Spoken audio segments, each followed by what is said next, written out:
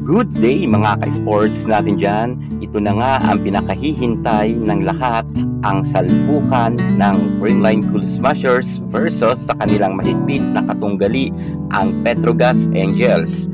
Champion versus champions ang maglalaban nga mamaya.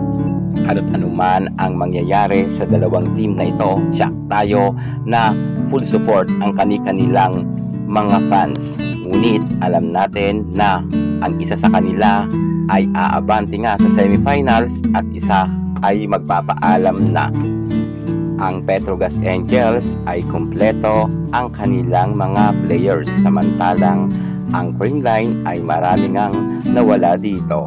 Gayunpaman, ipinapakita ng Creamline na kahit wala ang kanilang mga ate ay nagagampanan naman nila ang kanilang papel pagdating sa loob ng court, at kita naman natin na nagpupursige nga sila para makapasok sa semifinals. At ito na nga ang pinaka pagkakataon, ang susi na matalo nga nila ang Petrogas Angels para makapunta nga sila sa semifinals. At kapag hindi nanalo ang Creamline Cool Smasher mamaya sa laban, ay magpapaalam na nga sila. Alam nyo ba na malaki ang magiging resulta sa VGL kapag nalaglag ang Creamline? Sure tayo, medyo mawawalan sila ng halos 30% na mga manonood. Baka sabihin pa natin na 50%. Sa dami ba naman ng mga fans ng Creamline, sure tayo na kapag hindi sila nakapaglaro sa semifinals at sa finale ay walang manonood nga ng mga fans ng CCS.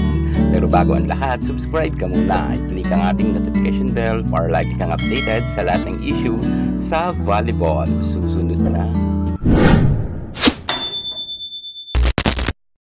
Sa mga fans ng Creamline Cool Smashers, matindi talaga ang preparasyon ng ating hinahangaan na team, kung kaya kinakailangan rin na ibalik natin sa kanila ang suporta. Sa mga hindi makakapanood sa arena at manonood lang nga tayo sa live, ay manalangin tayo ng Taim Team para makalusot ang hinahangaan nating Creamline Cool Smashers sa kanilang laban mamaya. Dahil alam natin na dadaan talaga sa matinding pagsubok ang Creamline sapagkat malakas naman ang Angels, at hindi rin ito basta-basta magpapagapi. Bagamat ako naniniwala talaga ako na kayang-kaya ng Creamline Cool Smashers na sila ay makalusot at makapunta nga sila sa next round para sa semifinals battle, ngunit mas matindi pa rin ang nagagawa talaga ng prayer. Kaya kinakailangan sa mga fans dyan ng Creamline, dahil napakarami nga ninyong mga fans, manalangin kayo mamaya na manalo nga ang kupunan nga ng ating Creamline, dahil ito na ang pinaka-importante sa lahat ng mga games ng Creamline Cool Smashers. At sana talaga ay hindi sila malaglag dito sa laban nila mamaya, dahil alam natin na medyo ang Creamline ngayon ay 50-50 raw sabi ng karamihan, pero 100% pa rin tayong maniwala na kayang-kaya ito ng mga naiwan na mga star player sa Creamline. At naniniwala rin ako na makakalusot sila mamaya sa kanilang laban. If ever naman na hindi makalusot, alam nyo na ang mangyayari.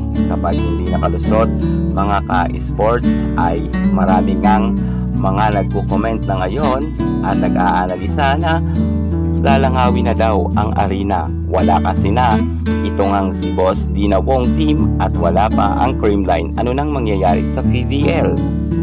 Kailangan talaga makalusot ang Creamline kung gusto talaga nilang mabuhay pa ang arena at hindi ito malugi. Dahil sa dami ng fans ng Creamline, shock tayo na full support sila palagi sa CCS. Ngunit win or loss, CCS pa rin kami.